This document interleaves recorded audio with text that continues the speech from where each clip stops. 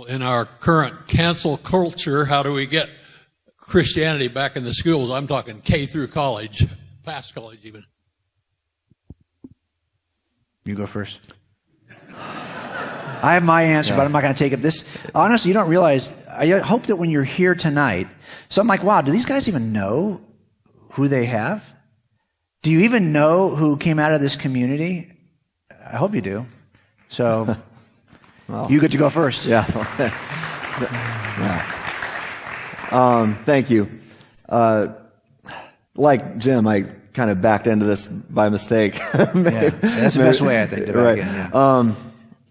How do we get it back into the schools? I think the first question is, how do we make an impact in culture, just in general? And really, I think it starts here with each one of us. How do we impact the people around us? We're not going to get it back into the schools tomorrow. Or, we're not going to pass some law that's going to make that happen. We have to change the culture at the foundational level. And that happens when each one of us goes out and influences at least one other person, if not 2 or 3 or 10 or 100. We need to be loud. We need to be vocal. We need to be loving. We need to be logical. It's 100% truth, 100% love, and a whole bunch of evidence. We have to start making a difference if we want to see things turn around in the future. We see this starting to happen just a little bit. We've seen just a little bit of evidence here on the UNK campus, over in Scotland, whatever. But we have to start making a difference with the person that's right next to us. And when we do that with the people in our own family, with your kids and your grandkids, I got to tell you, when I went to Biola to study apologetics, one of my classmates was a guy that was in his 70s. And he was a new Christian, retired, and he had raised his family to be atheists. And now his grandkids were being raised to be atheists. And then he became a Christian, and he realized, wow, I've got a lot of work to do to make up for what I've caused here, or at least what I've influenced. And so he went to start learning how to provide evidence. And I love this guy. His name is Ken, and now he's reaching out to his grandkids, showing them the error of his ways when he was a young parent. So it's never too late. It's never too late. You might feel like you've dropped the ball, or you don't even know how to pick up the ball. Well, guess what? You can pick it up wherever you're at and start running with it. And it's baby steps. You might go to my website and go to an article and say, I have no idea what's going on here. Or go to my YouTube channel, or go to his website. It might not make sense at first. I'll tell you what, quick story. In 1999, Darren Popple and Gina Popple here, they gave me a VHS tape to watch. And it was some guy named Dr. William Lane Craig doing a debate, and with an atheist. And this guy that was the atheist was known as the Christian Killer. And I was like, wow. And this VHS tape was from the Solid Rock here in town. And so I took it home and I watched it. I watched this debate between two really smart people, and I didn't understand any of the lingo. And I thought, I will never do anything like that. But all I knew was, wow, I can tell the Christian is smart. And the atheist guy really seemed to lose confidence as the night went on, and the Christian gained confidence. And I could tell just by body language alone that the Christian won. And so I was glad that there's some smart people out there that can defend the faith. Very good. I never thought I'd be getting into this.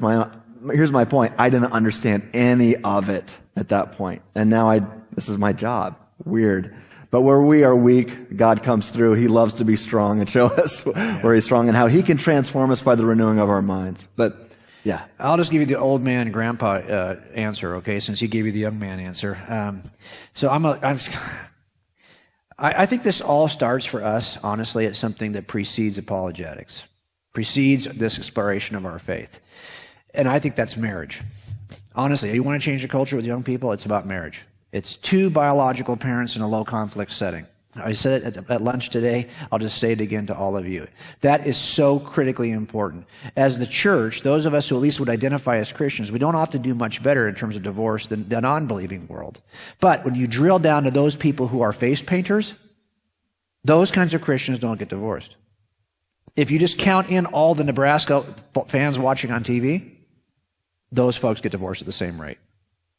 The thing we can do for our kids more than anything else is to present them a model of marriage, a biblical marriage. Because when they see that loving marriage, they want to pass on. It's already statistically been shown that the people who pass on their worldview, regardless of what it is, best are the people who are two biological parents in a low conflict setting. Their kids end up usually adopting their worldview. So if you think, well, how can I protect Christianity going forward? Well, the foundation is going to be your marriage. Now, for a lot of us, we've already we kind of had some difficulties, and now it's never too late to start anew. It starts tonight. It starts with your priority being your marriage. I always tell people that I love marriage far more than I love my wife. And she knows that. She hates when I say that. But it's the thing that was my God before there was a God for me, was marriage. Because my parents didn't stay married. So I was not going to live that life again. I wasn't going to go through that with my kids.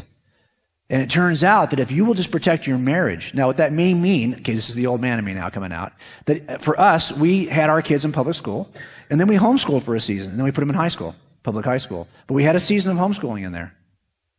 And that was just an expression of our faith that we felt like, hey, we wanted to be able to take this formative period of time, and we wanted to accept the responsibility of spiritual discipline, discipling at that ourselves.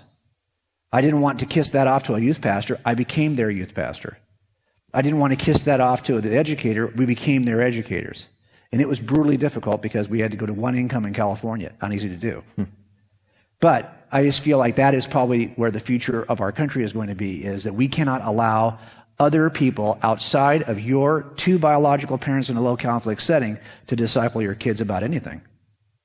We have to be their disciples. Disciplers. That make sense? So I can tell you, Jim believes this so much. He's not just preaching it on the stage. He was preaching it to Tia and I as we were driving around. Say, hey, it's your marriage first. The most important thing you're ever going to do is your marriage. I mean, at the end of all of this, you're not going to say, man, I wish I had another 100,000 followers on YouTube. You're not. You're going to say, I wish I had another 100 minutes with my wife. That's the difference.